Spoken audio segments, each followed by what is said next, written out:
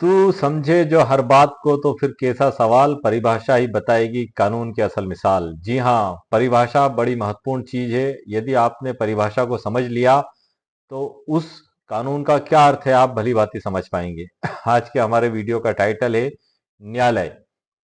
भारतीय न्याय संहिता बीएनएस की धारा 2, जिसमें 5वें नंबर की परिभाषा न्यायालय को बताया गया है कि न्यायालय शब्द की परिभाषा किस प्रकार से बुक में समझाई गई है। इसमें कुल 39 परिभाषाएं हैं। पिछले वीडियो में हमने जो चर्चा की थी, कार्य की परिभाषा मैंने आपको बताई है पिछले वीडियो में, जीव जंतु की परिभाषा बताई मैंने आपको पिछले वीडियो में, बालक की परिभाषा बताई है और कूटकरण की परिभाषा बताई है। ये धारा 2 पे हमारा 5वां वीडियो है सर। इन 39 जो शब्द हैं, इन सभी पे मैंने 39 वीडियो अलग अलग आप लोगों के लिए बनाए। हो सकता है कुछ एक में दो एक परिभाषाएं एक साथ मैंने शामिल कर दी हो, लेकिन इन 39 वीडियो की ई बुक मेरे द्वारा एक ही तैयार की गई है। इस ई बुक को मैंने इस वीडियो के नीचे और पिछले जो 5 वीडियो अपलोड किए हैं उनके नीचे डिस्क्रिप्शन बॉक्स में उसकी लिंक को कॉपी पेस्ट कर दिया है। यदि आपको आवश्यकता महसूस होती है तो 99 रुपीज कीमत मेरे द्वारा इसकी रखी गई है, आप इसको वहां से परचेस कर सकते हैं। इस लिंक पे जब आप क्लिक करेंगे तो वहां से सीधे मेरी वेबसाइट पर पहुंच जाएंगे। मेरी वेबसाइट पर पहुंचने के बाद ये बुक आपको बाय नाउ का ऑप्शन दिखाई देगा, आप वहां से इसको परचेस कर सकते हैं। आइए सर हम वीडियो को आगे बढ़ाते हैं कि न्यायालय जिसको न्यायाधीश हम कहते हैं, जैसे कि हमने अक्सर देखा है, पिक्चरों में भी हमने देखा है कि एक हीरो अदालत के अंदर जाता है और बिल्कुल धमाकेदार एंट्री उसकी बताते हैं और धमाकेदार वो आर्गुमेंट करता है और पूरा हाल तालियों से गूंज जाता है और वो केस जीत जाता है। अमूमन हमारे मन में न्यायालय की ऐसी ही कुछ तस्वीर जो हमने फिल्मों में और मूवी में देखी उससे पैदा होती है। लेकिन जो कानून में जो परिभाषा बताई गई है, आज मैं उस परिभाषा को आपको बताऊंगा कि न्यायालय मतलब न्यायाधीश, जिसे विधि का कार्य करने के लिए सशक्त किया गया है, नियुक्त किया गया है, या किसी निकाय को न्यायिक कार्य करने के लिए सशक्त किया गया है, उसको न्यायालय की परिभाषा में बताया गया है। बुक में जैसा कि सर आप जानते हैं कि भारतीय न्याय संहिता 2023, जैसा कि आप देख रहे हैं बुक में, 1 जुलाई 2024 को प्रवृत्त हुआ है, ये मतलब लागू हुआ है। इसमें कुल 1 लगाए 358 धाराएं हैं। इस बुक में जो न्यायालय की परिभाषा दी गई है, पहले मैं आपको वो परिभाषा पढ़ के बता देता हूं और समझा देता हूं, और उसके बाद मैंने बड़े ही आसान भाषा में, आसान शब्दों में एक ई बुक भी तैयार की है, जिसका मैंने अभी आपसे जिक्र किया था। उस ई बुक के अंदर मैंने इस शब्द को उदाहरण के साथ तैयार किया है, जिससे आपको इस तरीके से वो समझ में आएगा कि आप कभी भूल ही ना पाएंगे। इतने आसान उदाहरणों से, जैसे न्यायालय में दीवानी न्यायालय, फौजदारी न्यायालय, साइबर न्यायालय और पास्को एक्ट के तहत वो जो न्यायालय बनाए गए, बाल न्यायालय, श्रम न्यायालय, ऐसे डिफरेंस उदाहरण मैंने इसमें शामिल किए हैं बुक में, जो आपको बुक में नहीं मिलेंगे, क्योंकि बुक की मैं परिभाषा आपको पढ़ के बता रहा हूँ और इसी में से मैं आपको इस शब्द न्यायालय को भी समझा रहा हूँ। तो आप ध्यान से सुनिए सर। इसमें 5वें नंबर में धारा 2 में जो 39 शब्द परिभाषित किए गए हैं, उसमें 5वें नंबर की परिभाषा न्यायालय की है। इसमें बताया है कि न्यायालय से वह न्यायाधीश का जिसे न्यायिक कार्य करने के लिए विधि द्वारा अकेले ही सशक्त किया गया है। मतलब न्यायालय से न्यायाधीश जिसे विधि का कार्य करने के लिए अकेले ही सशक्त किया गया है, न्यायिक कार्य करने के लिए विधि द्वारा अकेले ही सशक्त किया गया है, तो उसको भी न्यायालय बताया गया है। दूसरा इसमें परिभाषित किया गया है कि न्यायाधीश निकाय का, जिसे एक निकाय के रूप में न्यायिक कार्य करने के लिए विधि द्वारा सशक्त किया गया है। पहले अकेले ही न्यायिक कार्य करने के लिए सशक्त किया गया है, दूसरे में बताया गया है कि एक निकाय को न्यायिक कार्य करने के लिए सशक्त किया गया है। तो इन दोनों को न्यायालय की परिभाषा में न्यायालय शब्द के अंतर्गत बताया गया है। आगे इसमें यह भी बताया है कि जबकि ऐसा न्यायाधीश या न्यायाधीश निकाय न्यायिक का कार्य कर रहा है तो उसको न्यायालय बताया जाएगा। तो ये तो सर बुक की जो परिभाषा हो गई, लेकिन मैंने आप लोगों के लिए जो बेहतरीन उदाहरणों के साथ एक बहुत ही उपयुक्त ई बुक तैयार की है, जिसको आप पीडीएफ के लें, नोट्स के लें। आइए मैं उसमें से आपको आगे की जानकारी देता हूं। जैसा कि सर आप कंप्यूटर स्क्रीन पर देख रहे हैं, ये जो ई बुक ही है, इसका मैं परिचय आपको थोड़ा सा करा देता हूं और फिर आगे न्यायालय की परिभाषा पर हम चलते हैं। ये जो ई बुक है सर, आपको जब आप मेरी वेबसाइट पर जाएंगे तो वहां पे सिर्फ डिस्क्रिप्शन इसका दिखाई देगा, वहां पे पूरी ई बुक नहीं दिखाई देगी। लेकिन मैं वीडियो में आपको पूरी ई बुक दिखा भी देता हूं और उसमें से पढ़कर समझा भी देता हूं, ताकि आप इसको देख लें और समझ लें, और यदि आपको इसकी आवश्यकता महसूस होती है तो आप इसको परचेस कर सकें। डिस्क्रिप्शन आपको दिखाया जाएगा, बुक नहीं दिखाई जाएगी। जब आप 99 रुपीज पेमेंट इंस्टा मोजो को आप करेंगे तब आपको पूरी बुक वहां से देखने को मिलेगी। आपके मोबाइल पे, स्मार्टफोन पे और कंप्यूटर पे आप इसको डाउनलोड भी कर सकते हैं, वहां से इसकी आप प्रिंट आउट भी निकाल सकते हैं। अनलिमिटेड कॉपी आप प्राप्त कर सकते हैं 99 रुपीज में। और ये जो परिभाषाएं, ये सर बुक में आपको नहीं मिलेंगे उदाहरण, ये मैंने अपने स्वयं के अनुभव और तजुर्बे के आधार पर आपको समझाने के लिए तैयार किए हैं, ताकि आप उस शब्दों को आसानी से समझ सकें। पहला सर मैं ई बुक का परिचय करा देता हूं आपको। इस ई बुक का जो नाम है सर हमारा, भारतीय न्याय संहिता 2023 की धारा 2 के 39 प्रमुख शब्दों की सरल व्याख्या। मतलब जितने भी इसमें 39 शब्द हैं उन सभी की एक ई बुक मेरे द्वारा तैयार की गई है। इसमें मैंने जो शुरू में लिखा है, तू समझे जो हर बात को तो फिर कैसा सवाल, परिभाषा ही बताएगी कानून की असल मिसाल। ये मैंने स्पेशल एक शायरी, एक मोटिवेशन आपके लिए तैयार किया है, ताकि आप उस परिभाषा के मतलब को समझ सकें। और इसके नीचे इसके मूल्य और महत्व को बताने के लिए मैंने लाइन आपके लिए ई बुक में लिखी है, और मेरे वीडियो में भी मैंने आपको बताई है। इसमें इसका मतलब ये हुआ जो मैंने अभी आपको पढ़ के बताया था, एक बार और मैं बता देता हूँ। तू समझे जो हर बात को तो फिर कैसा सवाल, परिभाषा ही बताएगी कानून की असल मिसाल। मतलब हर चीज की परिभाषा ही उसका असली मतलब समझाती है, और जब हम सही अर्थ जान जाते हैं तो किसी भी कानून को समझना आसान हो जाता है। इसका मतलब ये है सर कि ये जैसे बुक है, तो इस बुक में जो परिभाषाएं दी गई हैं, इन परिभाषाओं को इस बुक के अंदर कई जगह इस्तेमाल किया गया है। जैसे कि कई न्यायालय शब्द इस्तेमाल किया गया है। अब यदि आप न्यायालय की परिभाषा आप जानते हैं, यदि आप न्यायालय की परिभाषा को जानते हैं तो आप समझ पाएंगे कि आखिर न्यायालय शब्द का इस्तेमाल किया गया है तो उसका क्या मतलब है। मैंने पिछले कई वीडियो में आपको समझाने के लिए बतौर उदाहरण संशय शब्द को इस्तेमाल किया है, और इस वीडियो में भी मैं आपको बता दूं, हालांकि ये वीडियो हमारा न्यायालय से संबंधित है, परिभाषा से, लेकिन उदाहरण के तौर पे मैं आपको समझा रहा हूं कि बुक में यदि कहीं भी संशय शब्द आया तो आप क्या समझेंगे। अब चूंकि आप उसकी परिभाषा नहीं जानते हैं, मैं पिछला वीडियो इस पर बना चुका हूं स्पेशली। संशय का मतलब होता है किसी अपराधी जो अपराध करके आया है उसको छिपाना, ताकि वो पुलिस की या न्यायालय की पकड़ से बच सके, और उसको मदद करना, रोटी कपड़ा मकान गोला बारूद तलवार बंदूक हथियार आदि देना, ये सब संशय शब्द में परिभाषित किया गया है। अब कई बार जो अदालत में जब जज साहब चार्ज लगाते हैं तो उसमें भी इस प्रकार के शब्दों का इस्तेमाल किया जाता है। यदि इन शब्दों की परिभाषा आपको नहीं पता है तो आप उसका मतलब नहीं समझ पाएंगे कि आखिर ये लिखा क्या है, चाहे बुक के अंदर हो, चाहे चार्ज में हो, या कहीं और भी। तो इसलिए काफी महत्वपूर्ण चीज है। और मेरी ये जो ई बुक है जो आप देख रहे हैं, अब हम आगे चलते हैं, और इसमें सर मैं न्यायालय की परिभाषा जो मैंने आप लोगों के लिए स्पेशली तैयार करके रखी है, मैं उसके बारे में आपको बताता हूँ। आइए सर, संहिता 2023 जो पहले आईपीसी भारतीय न्याय संहिता जो उसी की जगह लाई गई है, जिसको आईपीसी भी कहा जाता था 1860, भारतीय दंड संहिता 1860। इसकी धारा 2 में जो न्यायालय मतलब कोर्ट की जो परिभाषा दी गई है, भारतीय न्याय संहिता 2023 की धारा 2 के अनुसार न्यायालय कोर्ट व अथॉरिटी है, प्राधिकृत निकाय है, अथॉरिटी है, जिसे कानून के तहत न्यायिक कार्य करने का अधिकार प्राप्त होता है। इजी और बेहद आसान चंद शब्दों में आपको मैंने बता दिया। सामान्यतः हम जब न्यायालय का तस्वुर हमारे दिल और दिमाग के अंदर करते हैं तो हम देखते हैं कि एक जज साहब बैठे हुए हैं, उनके आसपास कर्मचारी बैठे हुए हैं। जज साहब जो है कि काला, जिसको कहते हैं कि चोगा पहन के, हाई कोर्ट के जैसे जजेस जो रहते हैं, गाउन काला ब्लैक कोट ये पहन के बैठे हुए हैं, और काफी गंभीर माहौल है, और अदालत में सुनवाई चल रही है, लोग बैठे हुए हैं, और पुलिस खड़ी हुई है, और वकील लोग खड़े हुए हैं। हमारे मन में एक तस्वुर जो आता है वो इसी प्रकार से आता है। तो वो भी आपका सही तस्वुर है सर, क्योंकि न्यायालय को जो बनाया गया है उसमें एक डायस बनाई गई है रूल्स एंड ऑर्डर के तहत। जज साहब के बैठने की जगह अलग निर्धारित की गई है, और उधर उनके कर्मचारी आसपास बैठते हैं, उनकी जगह अलग अलग निर्धारित की गई है। विटनेस बॉक्स अलग बनाया गया है, मुलजिम जो लाए जाते हैं उनको कटघरे में अलग खड़ा करके रखा जाता है। ये सब चीजें बिल्कुल नियम के तहत बताई गई हैं। और अक्सर जो हम एक सामान्यता, एक आम व्यक्ति, कई लोगों का तो जीवन में कोर्ट कचहरी में काम ही नहीं पड़ता है सर। कई लोगों का तो जीवन, मैंने मेरे कई परिचित लोग हैं जो कभी जीवन में थाने में ही नहीं गए, कभी जीवन में कोर्ट में ही नहीं गए, ना कभी गवाही देने का काम पड़ा उनका, ना उन्होंने पर्सनल कोई दावा मुकदमा किया। तो इस प्रकार के भी बहुत से लोग हैं। और हर आदमी कोर्ट में जाने से सर घबराता है, कतराता है।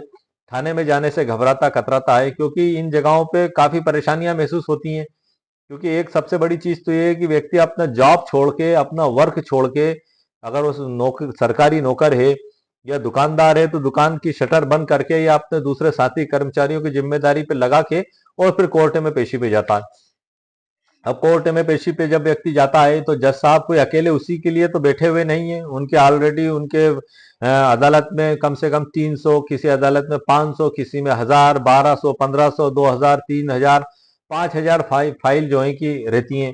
और सुनवाई के दिन पता लग रहा है कि 300 फाइल, 200 फाइल लगी हुई है। तो जब आपकी फाइल का नंबर आएगा तभी तो आपको बुलाया जाएगा। कई बार गवाही, एक ही फाइल में गवाही इतनी लंबी चल जाती है कि शाम तक नंबर नहीं आ पाता दूसरे गवाहों का। तो ऐसी स्थिति में उस व्यक्ति को, चाहे वो नौकरी पेशा है, चाहे वो दुकानदार है, दिन भर बैठना पड़ता है। 2 घंटे, 3 घंटे, शाम को 5 भी बज जाती है और उसकी गवाही का मौका नहीं आ पाता और उसे ऐसे ही जाना पड़ता है। तो उसको उसको बड़ा पेन होता है, उसे बड़ा दर्द महसूस होता है। और अगली बार फिर यही स्थिति दोहराई जाती है। जब 2-3 बार ऐसी स्थिति दोहराई जाती है तो वो बिल्कुल परेशान हो उठता है। अब इसमें कोई कर भी क्या सकता है सर, क्योंकि प्रोसीजर ही ऐसी है। यदि उसकी भी गवाह चल रही होती, जो 2-3 बार अदालत में आया है, न्यायालय में आया है और इस प्रकार से बैठ के चला गया, यदि उसकी भी गवाह चल रही होती तो दूसरों को भी ऐसे ही रुकना पड़ता। तो इसलिए इन जगहों पे आने से हर व्यक्ति घबराता है, परेशान होता है। बहुत ही मजबूरी में जब उसके साथ अन्याय होता है तो न्याय प्राप्त करने के लिए कोर्ट का दरवाजा खटखटाता है। जिसको हम कहते हैं कुंडी खटखटाना, अदालत का दरवाजा खटखटाता है और इस उम्मीद के साथ कि न्याय प्राप्त होगा, और उसको न्याय प्राप्त होता भी है। क्योंकि जो न्यायाधीश महोदय हैं, जज साहब हैं, वो गुण दोषों के आधार पर फैसला करते हैं। दोनों पक्षों को सुनते हैं, गवाहों को सुनते हैं, डॉक्यूमेंट्स को सुनते हैं, उसके बाद जजमेंट दिया जाता है। ये सारा कार्य न्यायालय के अंदर ही होता है और जज साहब के द्वारा किया जाता है, जिसको हम न्यायाधीश कहते हैं। मतलब जहाँ न्यायाधीश बैठते हैं और न्याय का कार्य करते हैं, और वो पूरे प्रांगण और पूरे परिसर को, उसको न्यायालय का प्रांगण या न्यायालय का परिसर कहा जाता है। और उसमें जहाँ जज साहब बैठते हैं उसको डायस कहा जाता है। और सारी वो प्रोसीजर जो होती है कानून के तहत न्याय देने की, गवाह, विटनेस, सबूत, अंतिम निर्णय, ये सब न्यायालय के अंदर ही होता है। ये मैंने आपको देसी भाषा में समझा दिया सर। आपको शुद्ध देशी शब्द आप इसको कह लें। इसमें ना तो मैंने कोई इंग्लिश शब्द इस्तेमाल किया है, ना कोई ऐसा शब्द इस्तेमाल किया है कि आपकी सोच से परे चला जाए, कि आपको समझाना पड़े। जैसे कि बुक में शब्द लिखे, मैं आपको पढ़ के बताऊं कि न्यायालय से वह न्यायाधीश जिसे न्यायिकतः कार्य करने के लिए विधि द्वारा अकेले ही सशक्त किया गया है, या उस न्यायाधीश निकाय का जिसे एक निकाय के रूप में न्यायिकतः कार्य करने के लिए विधि द्वारा सशक्त किया गया हो, जबकि ऐसा न्यायाधीश या न्यायाधीश न्यायिकता कार्य कर रहा है। सुन लिया सर आपने परिभाषा, आप समझ गए अब। इसलिए मैंने आपको शुद्ध और देशी शब्दों में समझाया है, ताकि आप समझ जाएं कि आखिर न्यायालय क्या है। व्हाट इज दिस न्यायालय, जज क्या है। मतलब मैंने इतने आसान शब्दों में, और उससे भी आसान शब्दों में मैंने आपको ई बुक भी इसीलिए तैयार की है। हालांकि बुक जो है उसमें लिखी हुई 4 लाइन है कुल, लेकिन उसको समझने के लिए हमें थोड़ा सोचना समझना पड़ेगा कि आखिर इसका मतलब क्या है। हर व्यक्ति के लिए समझ में नहीं आएगा। हर व्यक्ति तो यही समझेगा जैसा कि उसने मूवीज में देखा है, पिक्चरों में देखा है, कि हीरो की एंट्री होती है, वो बहस करता है और धमाकेदार बहस होती है।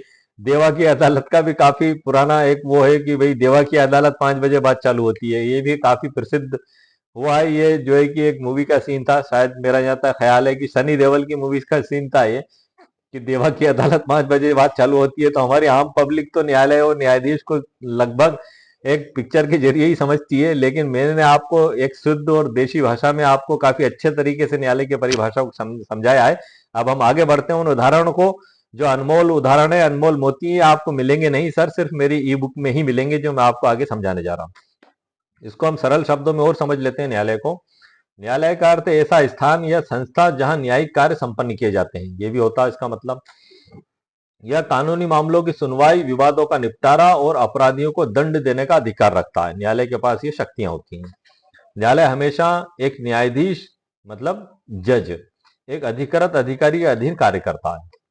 इसमें जो आगे बताया है उदाहरण, हम आते हैं फौजदारी न्यायालय, जिसको हम क्रिमिनल कोर्ट कहते हैं, जिसमें मारपीट, ढिशुम ढिशुम और लड़ाई झगड़ा, हत्या और जो कि तमाम चीजों के मामलों का निराकरण जजमेंट दिया जाता है, अपराधियों को सजा दी जाती है, उसे हम कहते हैं आपराधिक न्यायालय, क्रिमिनल न्यायालय।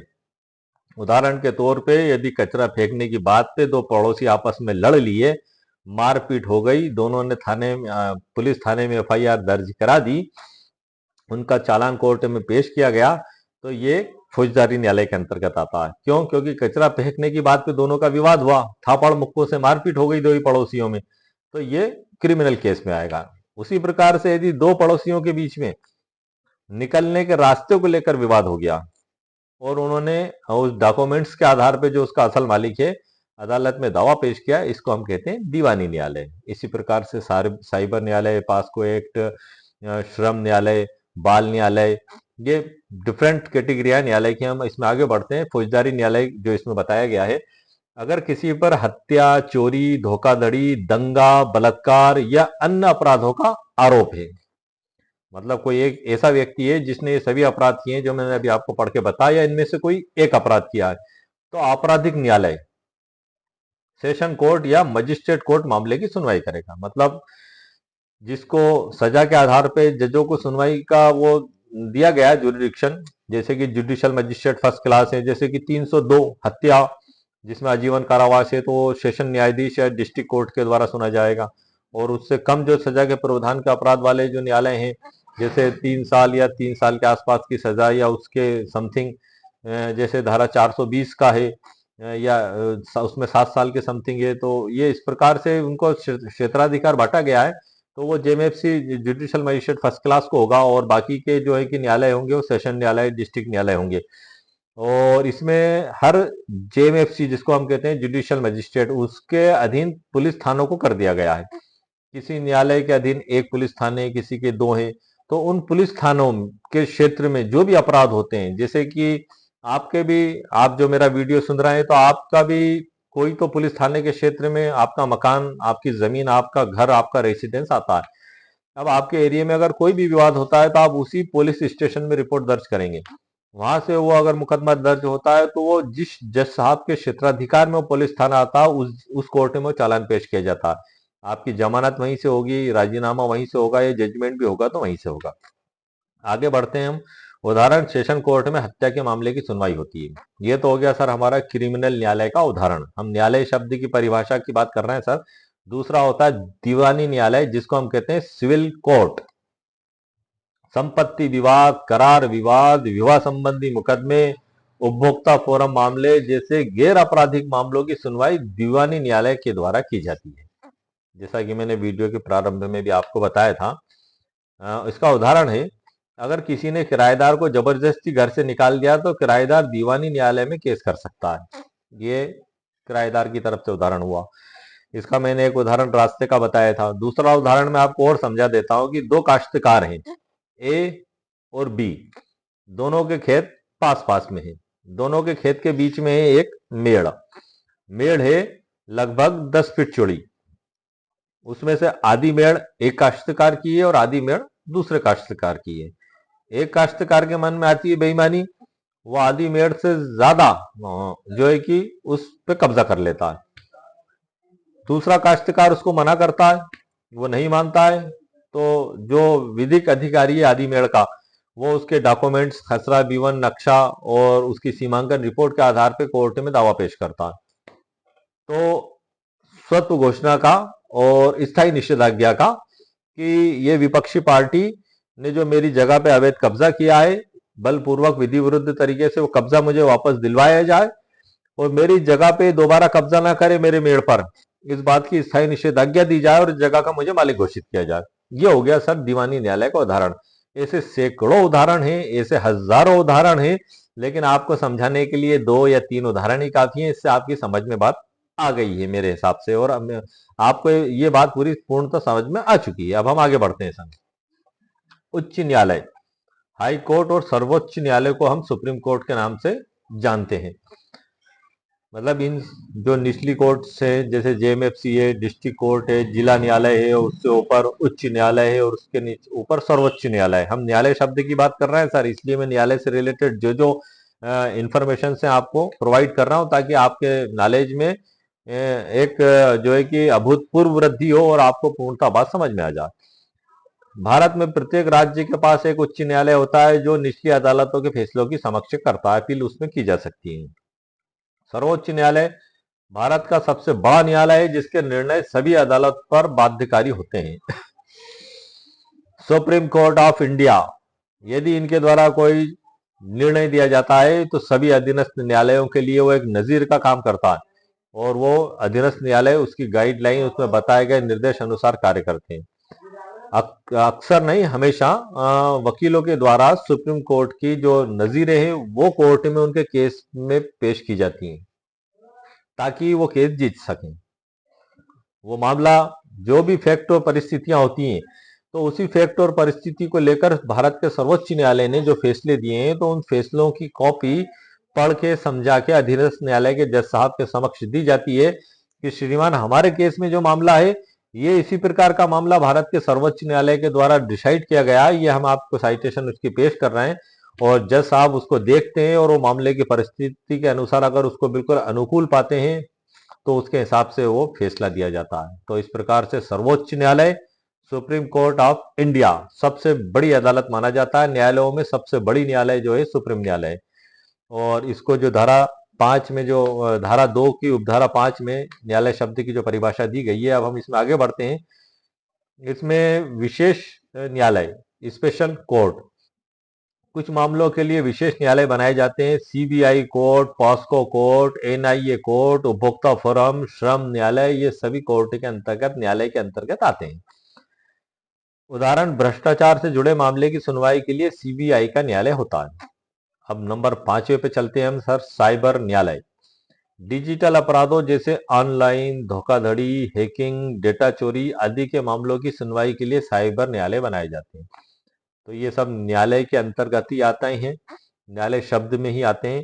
इसका महत्व सर क्या होगा, मैं उसको आप पे ध्यान डाल देता हूं कि आखिर इसका महत्व क्या है। न्यायालय कानून का पालन सुनिश्चित करता है। अगर न्यायालय नहीं होगा तो कहां जाएंगे सर हम। ये अपराधियों को दंड देता है, किसी गरीब के साथ अन्याय हुआ तो उसे न्याय दिलाता है, किसी लाचार कमजोर की अगर जमीन और मकान गुंडे और बदमाशों ने छीन लिया है तो उससे वापस कब्जा लेके उस लाचार और मजबूर को दिलाता है। तो एक प्रोटेक्शन होता है। भाई अगर न्यायालय नहीं होगा तो कहाँ जाएंगे हम। पहले न्यायाधीश के जो ये व्यवस्था है डेमोक्रेसी की 1947 के बाद जो लागू की गई, और जज और न्यायालय बनाया गया, संविधान बनाया गया, कानून बनाया गया, उससे पहला राजा होते थे, बादशाह होते थे, वो न्याय जो है कि न्याय का कार्य करते थे। अब उसका और बेहतरीन और विकसित रूप बुक्स के अंदर आ गया, 358 धाराएं। उस समय पहले के राजा महाराजाओं ने सोचा भी नहीं होगा कि हम जिस तरीके से जस्टिस करते हैं तो किसी जमाने में 358 धाराएं भी बनेंगी और बीएनएस भी बनेगा और उसके तहत न्याय किया जाएगा। ये कोई उन्होंने तस्वुर नहीं किया था, लेकिन एक डेवलप्ड रूप हो गया सर न्यायालय का कि उसके अंदर हर चीज की बारीकी से परीक्षण करके और उसमें फैसला दिया जाता है ताकि एक व्यक्ति को न्याय प्राप्त हो सके। न्यायालय कानून का पालन सुनिश्चित करता है और लोगों को न्याय दिलाने के लिए महत्वपूर्ण भूमिका निभाता है। दूसरा महत्व है इसका, यह नागरिकों को उनके अधिकारों की सुरक्षा देने के साथ साथ अपराधियों को दंडित करने का भी कार्य करता है। अपराधी ने अपराध किया, भाई 4-5 गुंडे गए और मिलके एक शरीफ आदमी के घर में घुस गए, मारपीट करी, तोड़फोड़ कर दी। अब अगर पुलिस थाना भी नहीं होगा, न्यायालय भी नहीं होंगे तो कहाँ जाएगा सर। तो ये व्यवस्थाएं फिर पहले पैदा हुई थी, क्रिएट हुई थी कि जब ऐसी हालात बन गए तो क्या हुआ, तो एक व्यक्ति के मन में जज्बा पैदा हुआ कि नहीं, मैं किसी के साथ जुल्म और इंसाफ मतलब ना इंसाफी नहीं होने दूंगा। उसने अपनी टीम बनाई, मतलब न्यायालय भी नहीं है, थाना भी नहीं है, दोनों चीजों को हटा के बात कर रहा हूं सर। उसने अपनी टीम बनाई और गुंडों को पीटा और सजा दी और उसके साथ जस्टिस किया, उससे माफी मंगवाई और वो प्रॉपर्टी भी अगर उसकी छीन ली गई है तो वापस दिलवाई। तो ये भी एक तरीके का न्याय हो गया। लेकिन ये न्याय कब हुआ, जब ये जो वर्तमान में जो न्यायालय की व्यवस्था नहीं थी और पुराने दौर के समय में जो जजमेंट किए जाते थे वो इसी प्रकार से किए जाते थे। इसी का बड़ा रूप बढ़ते बढ़ते क्या हो गया कि वो जो एक सज्जन आदमी है, एक शरीफ आदमी है, जिसके अंदर जुल्म देखते, मतलब जुल्म उसने देखा तो उसका खून खुल गया। तो इस प्रकार के प्रवृत्ति का जो आदमी है जिसने 5 लोगों को इकट्ठा किया था, वो धीरे धीरे 50, 100, 200, 500, 1000, 20,000, 50,000 और 1 लाख लोगों की फौज बना लेता था। फिर वो फौज बना के फिर ऐसे दुष्ट लोगों को वो अपना राज स्थापित करके और ऐसे दुष्ट लोगों को सजा देता था और मजलूम और लाचारों की मदद करता था। तो उसको राजा या बादशाह कहा जाता था और वो भी जजमेंट उस प्रकार से दिया करता था। अब उसका दूसरा और डेवलप्ड रूप आ चुका है। न्यायपालिका संविधान और कानून के अनुसार कार्य करती है और स्वतंत्र होती है, फ्री होती है, एकदम से किसी के अधीन वो दबाव में कार्य नहीं करता न्यायालय। निष्कर्ष इसमें यह है सर कि बीएनएस 2023 में न्यायालय को एक अधिकृत संस्था के रूप में परिभाषित किया गया है जो न्यायिक कार्य करती है। यह परिभाषा स्पष्ट करती है कि कौन कौन सी संस्थाएं कानूनी रूप से न्याय देने का अधिकार रखती हैं और कौन से मामले किस न्यायालय में सुने जा सकते हैं। इसको हम कहानी शैली में भी समझ लेते हैं, जैसे कि मैंने अक्सर हर वीडियो में मैं मेरी बुक के अंदर से कहानी शैली जरूर बताता हूं। रमेश का संपत्ति विवाद सिविल कोर्ट में गया, लेकिन पुलिस ने उसे फौजदारी कोर्ट में भेजा। कहां हुई गलती? अब भाई रमेश का अगर प्रॉपर्टी से रिलेटेड मैटर है तो सिविल कोर्ट में जाएगा, मारपीट से रिलेटेड मैटर है तो वो क्रिमिनल कोर्ट में जाएगा। महत्वपूर्ण नोट इसमें जो बताया है, बीएनएस 2023 के अनुसार न्यायालय यह संस्थान है जो कानून के तहत न्यायिक कार्य करता है। प्रत्येक मामले के लिए अलग अलग प्रकार के न्यायालय होते हैं, जैसा कि मैंने आपको न्यायालय के प्रकार बताए हैं ऊपर।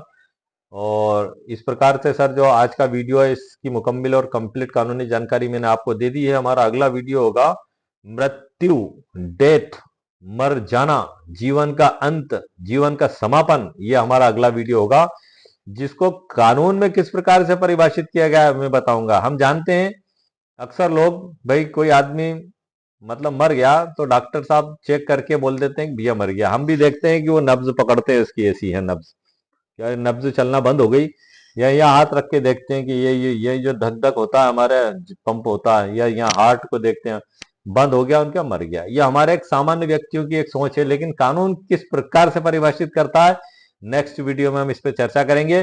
पूरे 39 वीडियो सर मैंने बनाए। ये ई बुक है जिसके अंदर से मैंने आपको जानकारी दी है सर। ये आप जब इंस्टा मोजो पे मेरी वेबसाइट पे जाएंगे तो इंस्टा मोजो आपको पूरी ई बुक नहीं दिखाएगा, सिर्फ डिस्क्रिप्शन दिखाएगा। खरीदना हो तो खरीदो, नहीं खरीदना हो तो नहीं खरीदो। जब आप उसको 99 रुपीज देंगे तब ये पूरी ई बुक दिखाई देगी, लेकिन मैं आपको पूरी ई बुक मेरे वीडियो में दिखा भी देता हूँ और परिचय भी करा देता हूँ, ताकि मेरे किसी भी व्यक्ति को इसकी आवश्यकता महसूस हो तो आप इसको खरीद सकते हैं। परिभाषा, तू समझे जो हर बात को तो फिर कैसा सवाल, परिभाषा ही बताएगी कानून की असल मिसाल। स्टूडेंट, लायर्स, एक आम व्यक्ति, हर व्यक्ति के लिए उपयोगी और लाभकारी वीडियो है, क्योंकि डेफिनेशन से अगर आपने नहीं समझी तो कुछ नहीं समझा। आप परिभाषा को समझ लेंगे तो पूरी बुक को समझना आपके लिए आसान हो जाएगा। तो इस प्रकार से आज के वीडियो में सर मैंने आपको एक बहुत ही महत्वपूर्ण और प्रसिद्ध शब्द, और जिसको कहना चाहिए कि एक आम व्यक्ति की जबान पे आने वाला शब्द कोर्ट, न्यायालय, इसकी परिभाषा के बारे में बताया है। हर एक आम व्यक्ति कहता है, कोर्ट ज्यादा प्रचलन में रहता है वैसे अंग्रेजी शब्द, चाहे वो मजदूर हो, चाहे पढ़ा लिखा हो, चाहे अनपढ़ हो, चाहे ठेला धकाता हो, चाहे किराने की दुकान लगाता हो, एक आम व्यक्ति हो, कोई भी हो, हर व्यक्ति एक ही बात कहता है अगर कोई भी बात होती है कि भैया कोर्ट में दावा लगा दे, जाके कोर्ट में मुकदमा पेश कर दे। कोई झगड़े की नौबत आती है, भैया पुलिस थाने में रिपोर्ट डाल दे, वो कोर्ट में जज साहब के सामने पेश करेंगे, जज साहब जेल भेजेंगे जब इसको नसीहत मिलेगी। इस प्रकार की एक सामान्य शब्द इस्तेमाल करते हैं, उसी शैली में मैंने आपको सामान्य शब्दों को इस्तेमाल करके बताया है। तो कोर्ट और न्यायालय एक बड़ी महत्वपूर्ण संस्था है जिसपे हर व्यक्ति का एक उम्मीद और एक विश्वास टिका रहता है, क्योंकि जब व्यक्ति के साथ सर अन्याय होता है तो उसके जीवन में अंधेरा छा जाता है। दो प्रकार की स्थितियां उत्पन्न होती हैं। अगर वो सशक्त और मजबूत है, उसके परिवार में काफी लोग हैं, तो दोनों पक्षों में फिर घमासान होता है, लेकिन सर वो हिंसा हिंसा ही बढ़ाती है। और अगर वो बेचारा लाचार और कमजोर और मजबूर है तो चुप होके अपने घर में बैठ जाता है, मायूस और निराश हो जाता है कि भाई ये तो बड़े दबंग लोग हैं और मैं कहाँ जाऊं, क्या करूं। फिर उसको पता लगता है कि कोर्ट भी कोई चीज होती है जिसको कहते हैं न्यायालय।